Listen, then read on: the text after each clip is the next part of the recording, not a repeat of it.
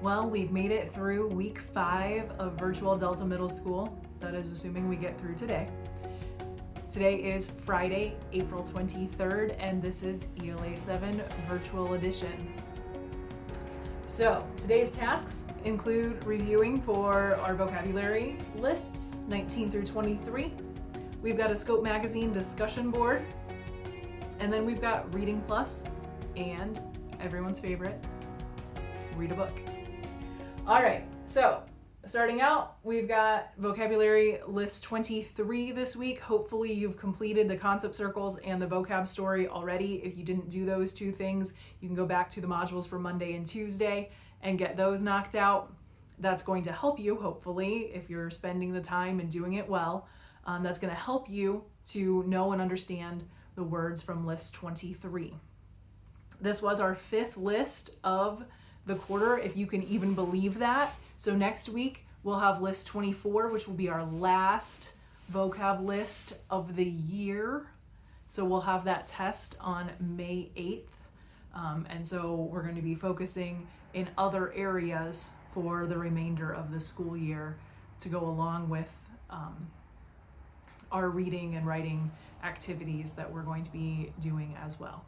So there's that. Make sure you're reviewing. You can use Bookit, you can use Quizlet. There's links to both in the module for today. And of course, if you want to make flashcards or print out your concept circles or whatever is going to help you to remember and learn those words. That brings us to Scope Magazine for the day. We read Does TikTok Belong in School this week. That was a debate between 2 students, and they were each arguing a side of the issue. So obviously, I mean, it's an argument, it's a debate. I want to know what you think. So our prompt for today is, what do you think? Is there a place for TikTok in the classroom?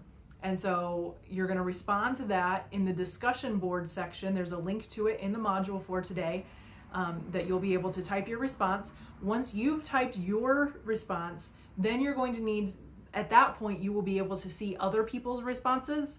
And then you need to choose at least one classmate. Try to choose someone whose response doesn't have a whole lot of comments on it, because we want to try to spread it out, right? We want to try to have multiple discussions.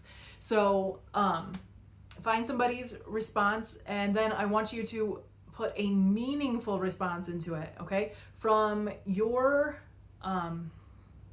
responses to my survey at the beginning of the week, it sounds like most of you are at least some of the time using these videos. So hopefully, if you're watching this video, you're listening to what I'm telling you about this assignment, because if you're not doing what I'm asking you to do, then you're not going to get the full points, because you're not showing me that you can do what I want you to do and what the goal is. So the goal of a discussion board is for us to be having an actual discussion, like building on what each other says. It's kind of like trying to have a classroom conversation.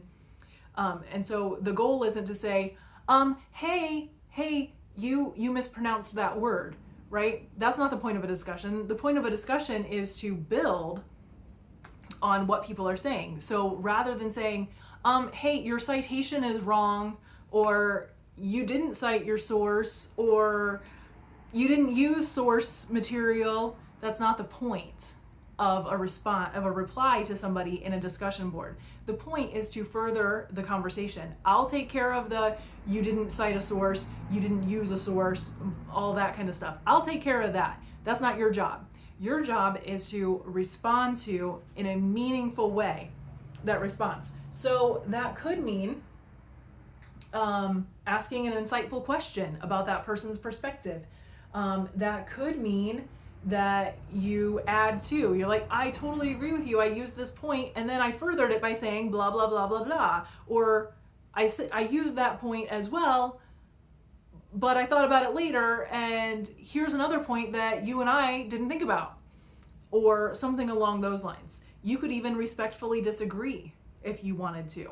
So the point is that after you put out there what you think, you look at what other people are thinking and say, okay, so let's further this conversation. Let's take this a step higher rather than just leaving it stagnant where it is. All right, so First of all, make sure to read and understand the prompt and respond to it completely. There is a rubric already attached to that discussion board so that you can look at that and go, did I check all the boxes? Did I do all the things I was supposed to do? Because if I didn't use my own experiences, and if I didn't cite at least one example from one of the two sources, then I didn't do all of the things that I was supposed to do. Okay? So I want to know what you think based on your experiences, and then I also want to know what you think based on the data and information and statistics and everything that you read in this argument. So I want to know what's going on in your head, and your classmates want to respond to what's going on in your head. All right, so check the rubric attached after you've written your response to make sure that you've included everything that needs to be there. So meaningful response, I already kind of talked about what that means. That's also on the rubric, so if you want to look at what the rubric says about a meaningful response, that probably wouldn't be a bad idea. So last thing I have, and you can, if you'd like, you can go to the lesson notes to read this, but I actually have an example that I wrote of what an original post might look like, and then I also have a couple of examples of what comments might look like. So I'm going to read through those right now, but if you do better with reading things like this, then I would recommend going to the notes for today and making sure that you've read through that so that you see what an example looks like of what we should be going for here. All right, so here's an example original post. I agree with Genevieve's argument in this debate. I like using TikTok on my own time and take a break from school. I feel like I would have to find another way to take my mind off of school if the two became intertwined. I also feel like her point that, quote, students could easily spend a whole class period scrolling through their For You pages instead of doing their work, end quote, could definitely describe me if we started using TikTok at DMS. Walsh, 29.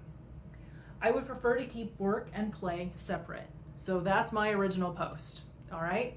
So then here are a couple of examples of how someone might comment on that. That's a really great point that I hadn't thought of. I do use TikTok to unwind a little between school and homework. You're right, I might not disconnect from my work as well if my schoolwork was on TikTok. You may have swayed my opinion. So that's clearly someone who had thought the opposite. And so their original post argues that TikTok should be used in school. So then they're like, oh, that's a really good point that I hadn't thought about. I don't know, I might rethink my position. And that's kind of the idea behind arguments, right? The idea is that you're trying to get somebody to look at things from a different perspective. And so hopefully that's what happens. So here's another example comment for another way you could go. I see your point about wasting class time on TikTok instead of getting work done, but we have learned to adapt to having devices without being distracted all day. Besides, wouldn't our learning be more fun and more engaging if we were using a platform and activities that we enjoy? Okay, so obviously that person also thinks that TikTok in school is a good idea, and they ask an insightful question, right? They give a little bit of information. They're like, I see your point. I see what you're saying, kind of like acknowledging the opposition, right? I see what you're saying, but what about this idea? Had you thought about this? Right? So they're offering their position in a way that perhaps the other side hadn't thought about. All right? So that's what we're looking for in our discussion board post and response. Okay? So there's that. And then finally, we've got Reading Plus. So, probably ought to check in on your progress today. Make sure that you're up to date and make sure that you're getting things done, not putting it all off until Sunday night, and so on. All right, so to recap, let's review our vocab, keep on top of that. Our TikTok discussion board, does it belong in school? What do you think? And then respond to somebody else's post as well. That's the part that a lot of people missed last time. A lot of people just skipped that part. They're like, I'd rather not. So don't, I'd rather not. You automatically get a 60% if you do that. So I recommend against it. And then finally, we've got Reading Plus. And as always, feel free to read as much as your heart desires. I hope you have a great weekend, and I'll see you back here for Virtual Delta Middle School Week 6 starting on Monday.